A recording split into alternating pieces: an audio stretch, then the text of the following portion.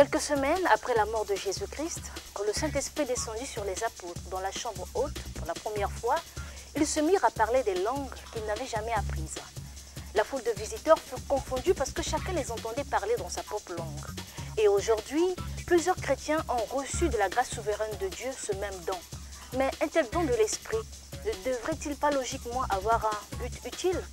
C'est ce que nous allons découvrir en compagnie de notre invité, le révérend Francis Tinona. Pasteur Francis, bonjour.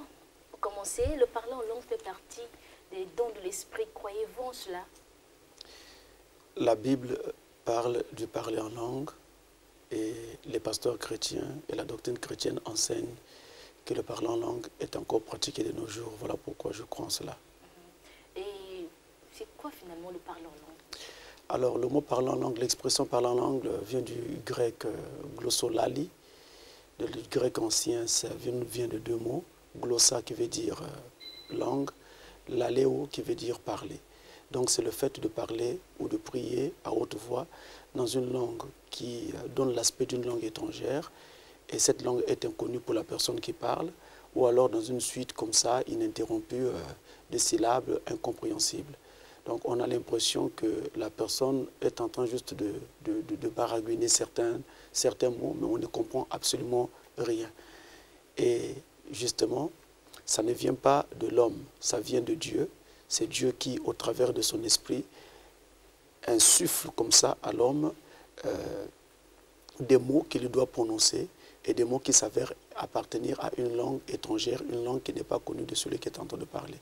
Mais il faut noter que quand on parle en langue, ça ne veut pas toujours dire que c'est Dieu qui est en train de parler, parce que c'est certes un esprit qui donne cette possibilité de parler dans cette langue étrangère, mais cet esprit peut ne pas être Dieu. Donc ça peut aussi être un esprit de Satan qui peut animer quelqu'un et le pousser à parler dans une langue étrangère. Et cette personne-là, qu'elle soit remplie du Saint-Esprit ou pas, Dieu ou Satan peut l'utiliser pour parler en langue. Le diable ne regarde pas le niveau spirituel de quelqu'un pour le tenter. Il suffit qu'il trouve une faille, même la plus petite possible, il s'infiltre et alors il peut inspirer quelqu'un. Mais est-ce que toute une église peut parler en langue? Parce qu'il existe des séances où toute une église se met à parler en langue. Est-ce que c'est possible? Bon, je ne sais pas si je peux dire c'est possible ou ce n'est pas possible, mais je crois dire tout simplement que ce n'est pas le modèle biblique. Parce que déjà quand Dieu a créé les hommes, il les a fait différents. Donc chacun de nous est différent et identique à lui-même. Voilà pourquoi d'ailleurs vous avez ce qu'on appelle les empreintes digitales qui diffèrent d'une personne à une autre. Vous avez également les empreintes de l'iris de l'œil qui sont justement différentes d'une personne à une autre. Donc on ne peut pas être identique. Et vous voyez même que dans la nature, la façon dont Dieu nous a créés, il y en a qui sont grands de taille, d'autres sont courts, il y en a qui sont gros, d'autres plutôt minces, ainsi de suite. Donc ces différences-là font également que sur le plan spirituel, lorsque Dieu doit nous utiliser, alors il tient compte de ces aspects-là et fait en sorte qu'il utilise chacun d'après ce qu'il avait donné à cette personne, d'après les canaux qu'il lui avait ouverts afin qu'il s'exprime au travers de ces canaux-là. Alors voilà pourquoi on ne peut pas comme ça définir comme doctrine que toute l'Église puisse parler en langue. Mais entre-temps, si toute l'Église parle en langue, il n'y a aucun mal. Mais on ne peut pas établir ça comme une doctrine comme quoi toute l'Église devrait parler en langue. Alors, il arrive des fois que les pasteurs ou même les chantres, lors des réunions de prière ou quand ils sont sous onction, utilisent des phrases qu'ils emploient constamment. Il n'est besoin de les répéter parce que vous le savez déjà. Est-ce là le parler en langue? Bon, lorsque quelqu'un parle en langue, il parle dans une langue inconnue. Une langue qui est inconnue particulièrement pour lui qui est en train de parler. Et c'est aussi possible que cette langue soit inconnue pour ceux qui sont en train de l'écouter. Mais il est aussi faisable qu'on puisse trouver dans l'assistance quelqu'un qui sache distinguer ou déchiffrer la langue que celui qui parle en langue utilise. Maintenant, quand l'Esprit de Dieu parle, il parle pour donner un message. Et donc, si Dieu parle pour donner un message aujourd'hui et qu'il parle pour donner un message demain, vous conviendrez avec moi qu'il donnera donc des messages qui seront différents ou alors complémentaires. Ce qui revient à dire qu'on ne peut pas revenir constamment, continuellement sur les mêmes mots et la même phrase du jour après jour lorsque prétendument on parlera en langue. C'est pourquoi cette façon de faire est une façon de faire qui est plutôt charnelle. C'est un moyen que les gens utilisent, surtout les pasteurs d'ailleurs, pour impressionner les fidèles, afin de donner l'impression qu'ils sont vraiment très spirituels et qu'ils sont loin de Dieu. Et pourtant, ça n'a absolument rien à voir. Parce que quand Dieu parle, il parle pour donner un message. Et s'il a donné un message aujourd'hui pour X et que demain il donne un message pour Y, ça ne sera pas forcément les mêmes. Et les termes ne seront pas forcément les mêmes. Les mots ne seront pas forcément les mêmes. Voilà pourquoi il faut qu'il y ait une différence. Mais quand vous voyez quelqu'un parler en langue, fût-il un pasteur, et qui revient toujours sur la même expression, les mêmes phrases et les mêmes mots, sachez-le tout simplement, ce sont des choses qu'il a fabriquées de toutes pièces, qu'il a mémorisées et qu'il essaie donc de rabâcher comme ça devant les gens pour essayer de se donner bonne impression. Alors, comment donc les enfants de Dieu sauront-ils que se parler en langue vient de Dieu ou pas? Par définition, tout ce qui vient de Dieu doit être conforme et fidèle à sa parole, c'est-à-dire à la Bible. Donc, si Dieu parle en langue, il donnera un message qui va corroborer entièrement les Écritures saintes. Mais si ce message sort de la Bible ou condamne la Bible ou ne confirme pas ce que la Bible dit, nous comprenons que là, il ne s'agit pas de Dieu qui parle, mais plutôt de Satan qui s'exprime.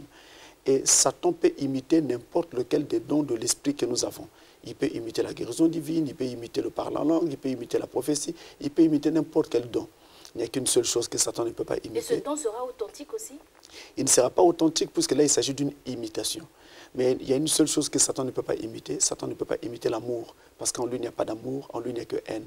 Il n'y a même pas un brin d'amour dans son cœur. Ça, Satan ne peut pas imiter. Mais le parleur en langue est d'abord une langue des anges, donc une langue méconnue des hommes. Comment Dieu fait-il pour que cette langue soit comprise par des humains?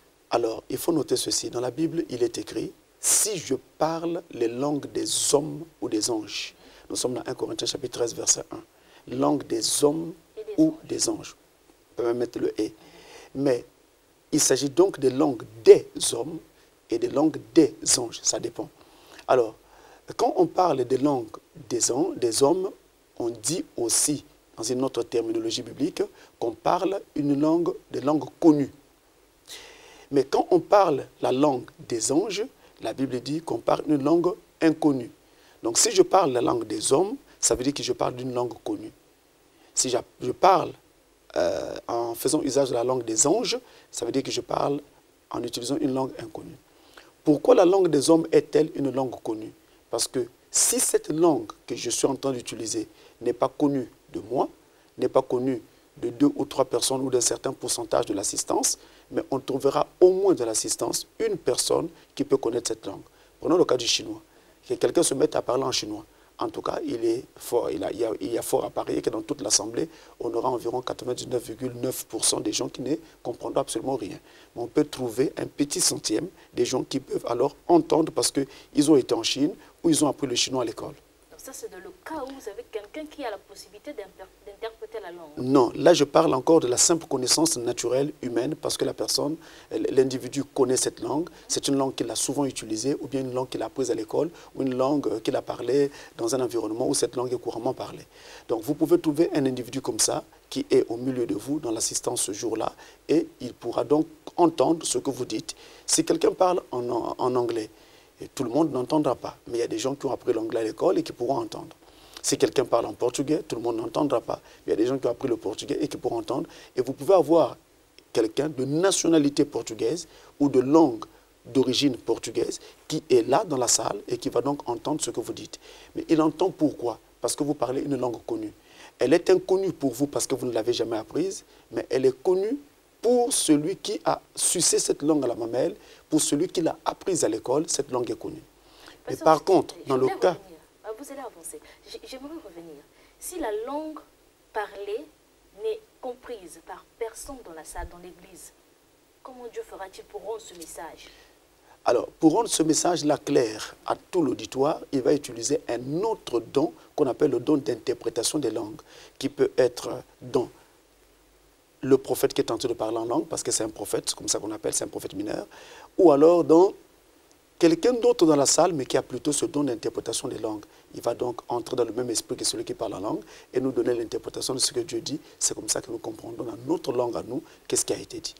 Donc je disais, quand on parle donc de la langue connue des hommes, eh bien on aura au moins une personne qui pourra nous interpréter ou nous dire ce que la langue a dit.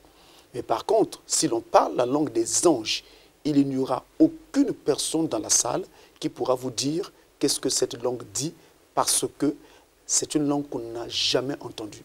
C'est une langue qu'on n'a jamais connue. C'est une langue qu'on n'a jamais apprise à l'école quelque part. Donc elle est totalement inconnue. Inconnue des hommes.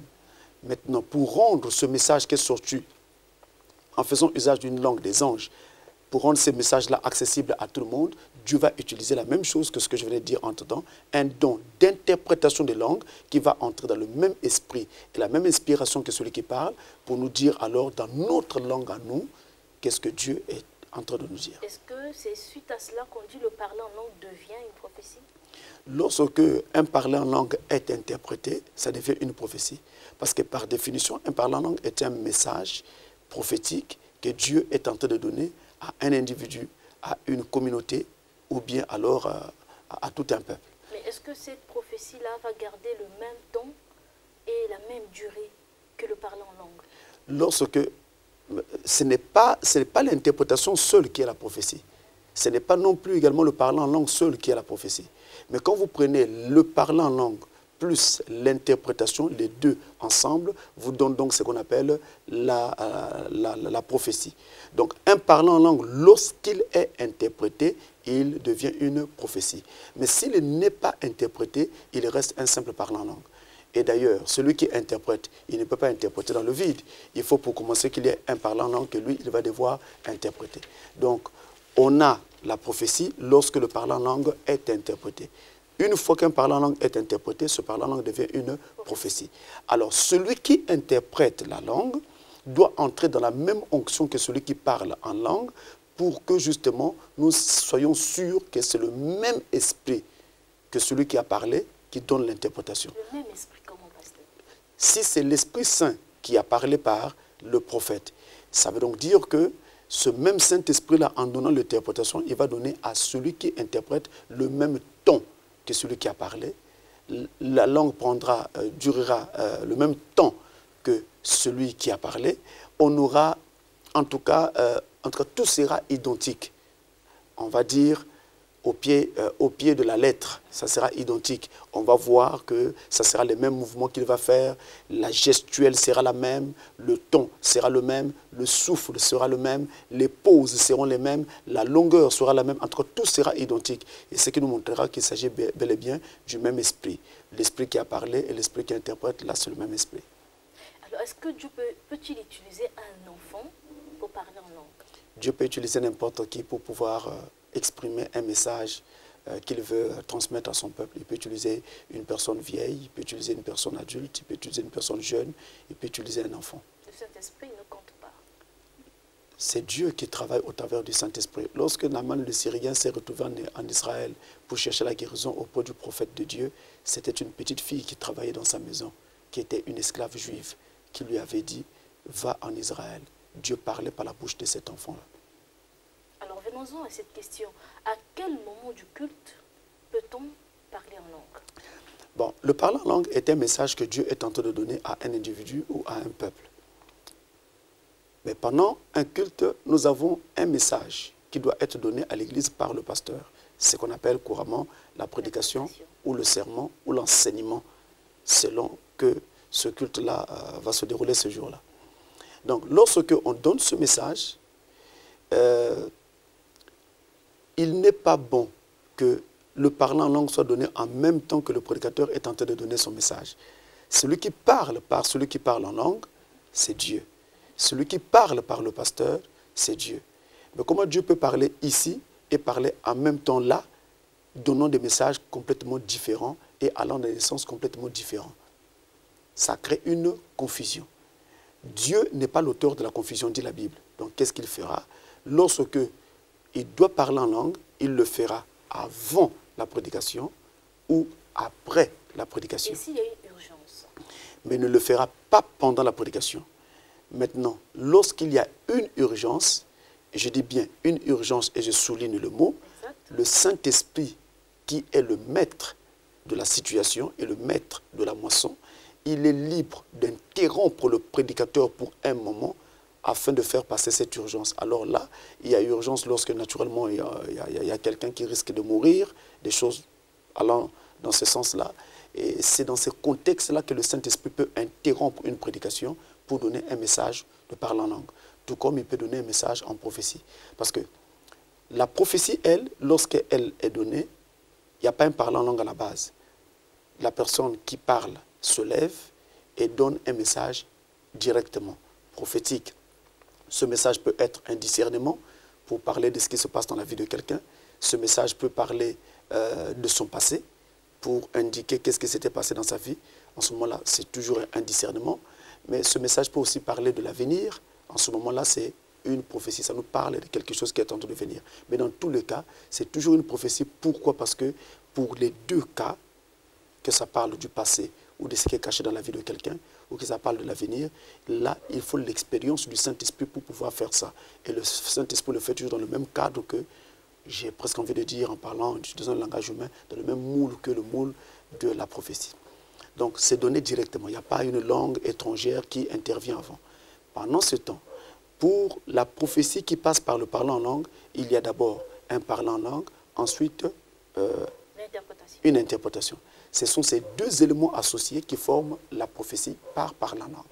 Est-ce que quelqu'un qui a reçu de la part de Dieu le don de parler en langue peut manquer le ciel? Dans 1 Corinthiens 13, verset 1, il est écrit « Même si je parlais les langues des hommes et des anges, mais si je n'ai pas l'amour, je ne suis rien. » Donc le parlant en langue ne sauve pas. Un parlant en langue n'est qu'un don. Il y en a même d'ailleurs qui parlent en langue sans en avoir le don. Ça veut dire que ce jour-là, l'Esprit de Dieu tombe sur eux et ils sont animés fortement par l'onction du Seigneur et ils peuvent parler en langue. Et vous verrez que ça va se passer une fois et puis ça ne se répétera plus. Ça, c'est un parlant en langue. Mais ça ne sauve pas du tout parce que ce n'est qu'un don. Ce n'est qu'une expérience qui vous arrive par moment pour ceux qui n'en ont pas le don. Et pour ceux qui en ont le don, ça ne sauve pas toujours parce que les dons, ce n'est pas ça qui nous sauve. Ce qui nous sauve, c'est le baptême du Saint-Esprit dans l'âme. Pasteur Francis, merci. C'est moi.